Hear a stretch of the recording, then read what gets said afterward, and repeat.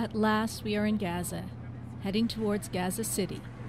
And although much of what we see is lovely and pastoral, the effects of occupation, siege, and war are immediately evident.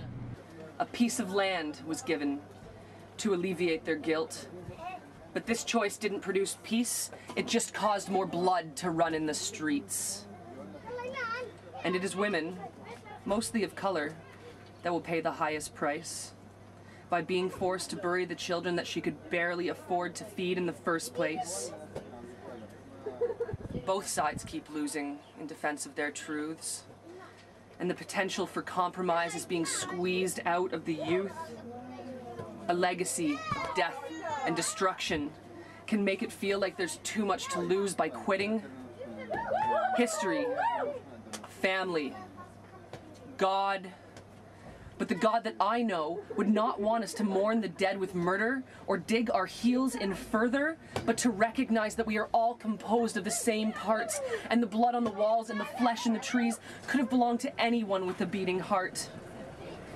Because rape, rage, and repression may feel like appropriate retaliation for perceived transgressions, but it will never end until both sides choose to realize and collectively self-actualize, projecting their voices over the DNA, dust, and rubble that remains of our godless Holy Land.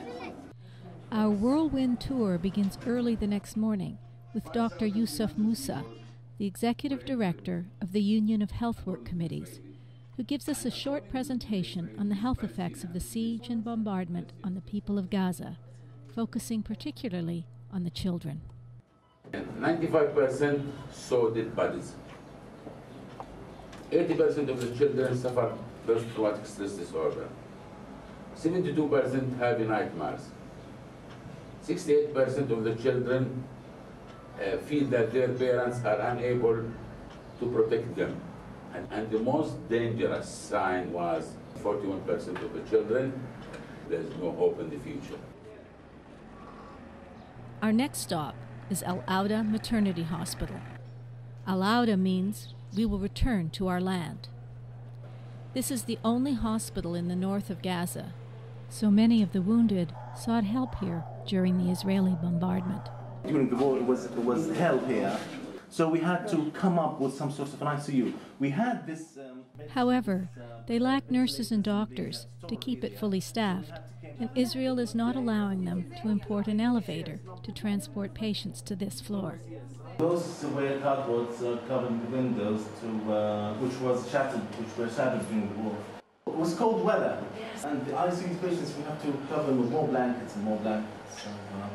And there's no glass in the Gaza Strip as well to replace it. In one of countless contraventions of the Geneva Conventions, Israeli forces bombed this ambulance, killing the medic, whose remains are still splattered over the inside of the vehicle. Our next stop is the Jabalia refugee camp, which suffered much damage during the 2009 attacks. This area has been a refugee camp since 1948 and houses almost 200,000 people. Some families have lost their homes 3 times, in 1948, in 1967, and in 2009. The women took us to see the damage done to their homes.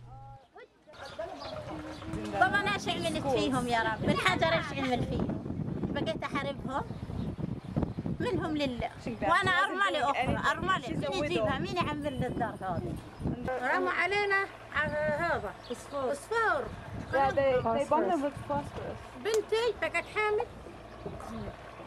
الله يوفقنا الله يصلحنا بيننا وبينهم يا رب احنا بدنا الصلح ما بدنا الحرب.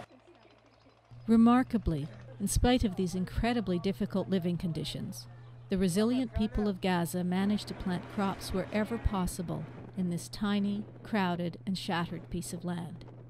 However, Israeli snipers shoot at any farmer who tries to tend a field within 300 meters of the apartheid wall. This field is right across from the remains of the American International School, destroyed by the self-proclaimed most moral army in the world. Fishing is also severely curtailed by the Israeli Defense Forces. Fishers are now prevented from venturing further than 3 kilometers from shore. This means that they are fishing on breeding grounds and effectively destroying the resource on which they depend. Our hotel overlooked the Mediterranean, and we often heard gunshots fired on these boats by the IDF. The Union of Health Work Committees operates the Al Assyria Cultural Center in Jabalia Camp, offering a range of programs for children from age 4 to young adults of 25.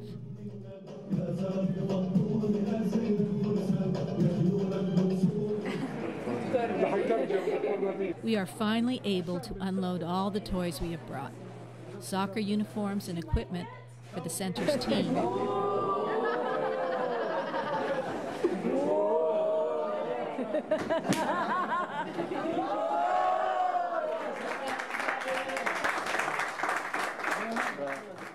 And toys and skipping ropes for the younger children.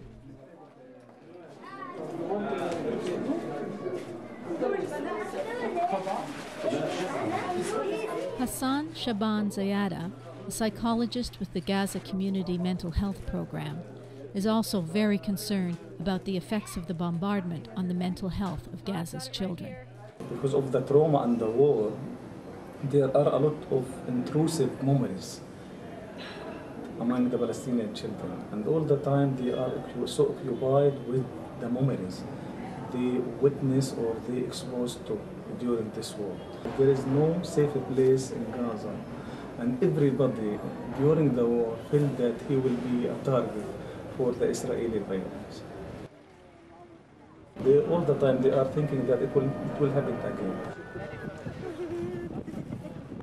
And this will affect the mentality of our children, that aggression will be the first priority to deal with frustration and any obstacle they will face. And I think it's planned by the Israeli that they have to impose the feeling of helplessness and the powerlessness among the Palestinian people, that they have to accept what they will offer for the Palestinian people, politically and on any level. In order to destroy the economic infrastructure of the Gaza Strip, Israel flattened this industrial area. Because the siege is still in full force, the Palestinians are unable to import any cement, steel, or glass to rebuild houses and factories. And what did they make in the factories? The saddest part of our visit was to the Al-Samuni family in the village of Zaytun.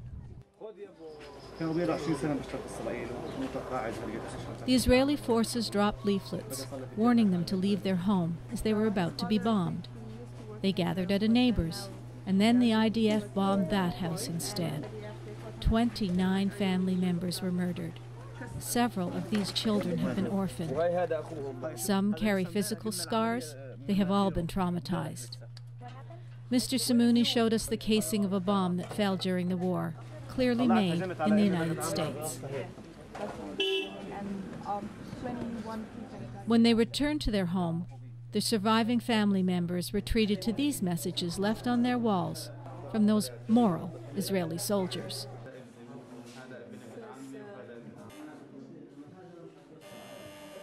I think the Israelis, they are in need for help. This is my psychologically. They are victims, but they still using displacement and projection. It's not our fault. They were victims. It's not the Palestinian fault. In spite of all the tragedy, we leave Gaza deeply moved by the commitment and resilience of the Palestinian people.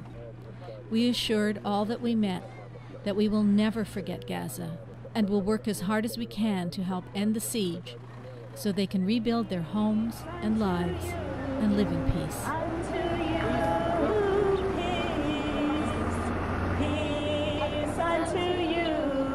Unto you, peace, love unto you,